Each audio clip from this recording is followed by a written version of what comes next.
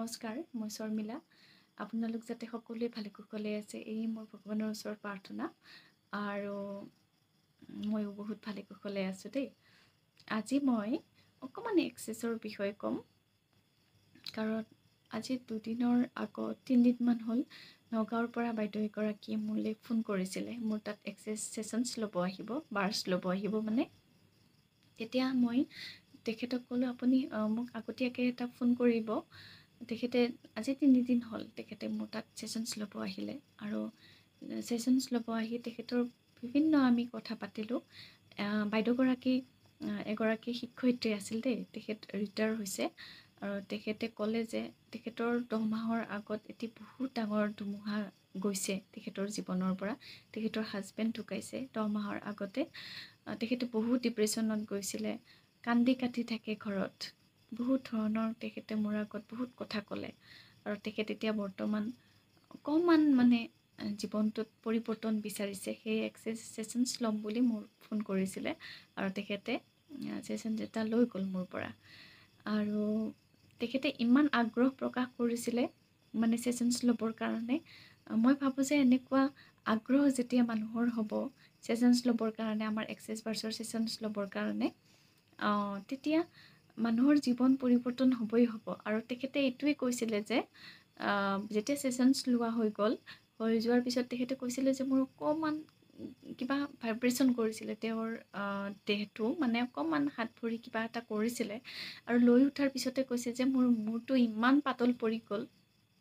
তেতিয়া মোৰ বহুত ভাল লাগিছিলে। কাৰণ যেতিয়া মানে পটককৈ ৰিপ্লাই এটা আহি যায়। আৰু মোৰ ছেশ্যনছত এনেকুৱা আছে, সকলোৱে লোৱাৰ পিছত মানে কিবা এটা নহয় কিবা এটা পৰিৱৰ্তন পায়। তেতিয়া তেখেতে লগ ৰিপ্লাই দিছে, বা মোৰ মূৰটো ইমান পাতল পৰি গৈছে। আৰু তেখেতে এইটো কৈছে ইউনিভাৰ্ছে হয়তো মোক লৈ আনিছে ইয়ালৈ।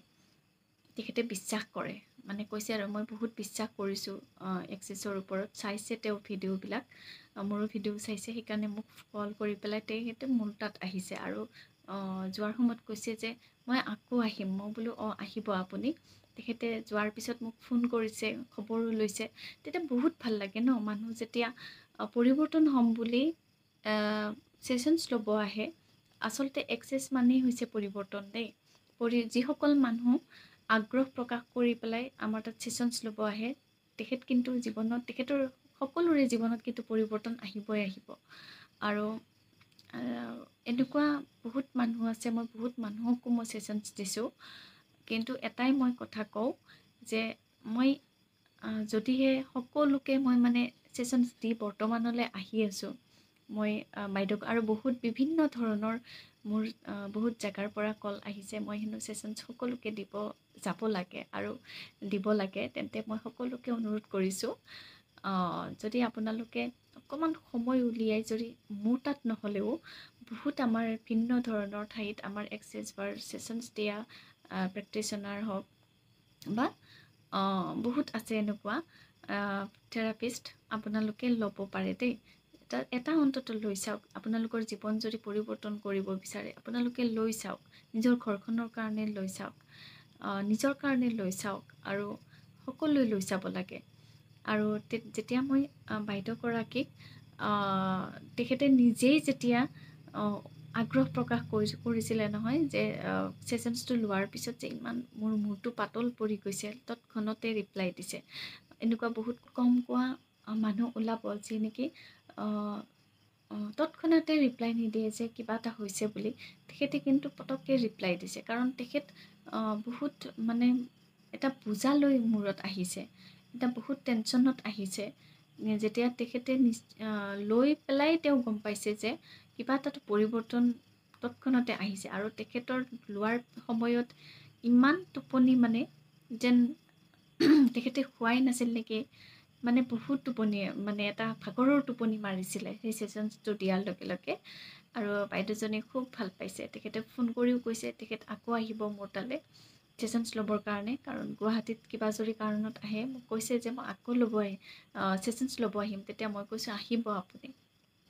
তেখেতৰ লগত মোৰ ফোনতো যোগাযোগ হৈ আছে, খবৰ লয়। কাৰণ তেখেত অকলশৰীয়া এজন মাত্ৰ ল'ৰা আছে দেই। বহুত বেয়া লাগে এনেকুৱা, যেতিয়া মানুহ এগৰাকীয়ে নিজৰ জীৱনৰ কথা ক'ব বা নিজৰ জীৱন যুদ্ধত কিবা এটা হেৰুৱাব ন, জীৱনত কিবা এটা হেৰুৱাৰ পিছত নিজকে অকণমান পৰিৱৰ্তন কৰিম বুলি আহে, ছেশ্যন যেতিয়া ল'ম বুলি আহে, তেতিয়া বহুত ভাল লাগে ন। নিজৰ কিবা এটা যেতিয়া পৰিৱৰ্তন দেখা পাম বা সেই বিষয়ে ক'ব, তেতিয়া বহুত ভাল লাগে, মনবিলাক ভাল লাগে। আনৰ ভাল হ'লে তেতিয়া আমাৰো ভাল লাগে।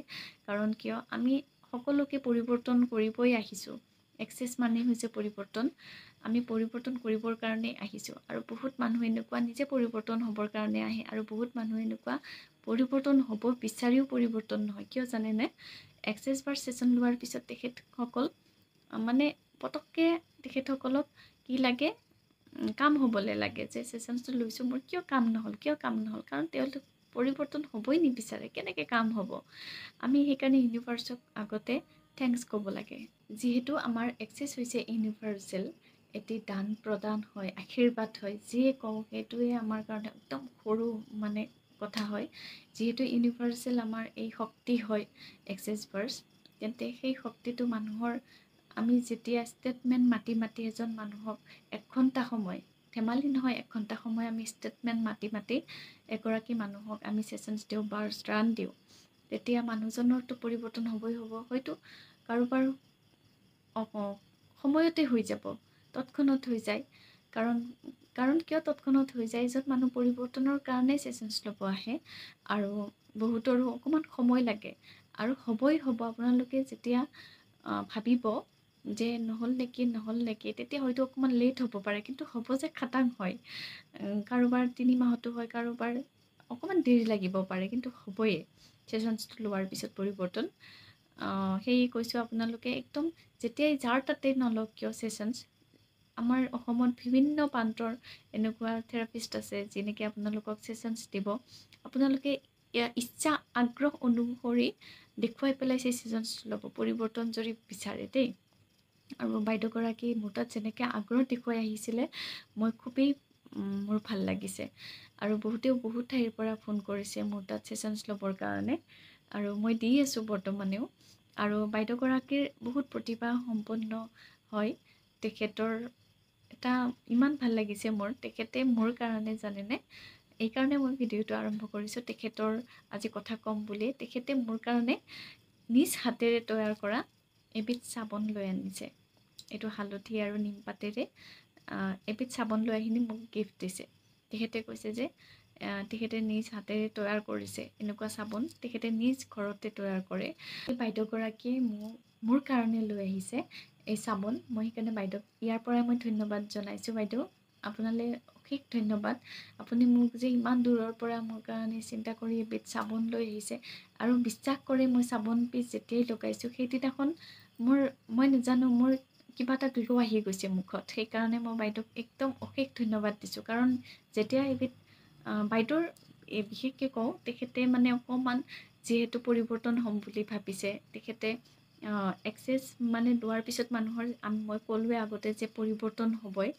তেখেতৰ হাতৰ ইমান প্ৰতিভা আছে, ইমান কলা আছে।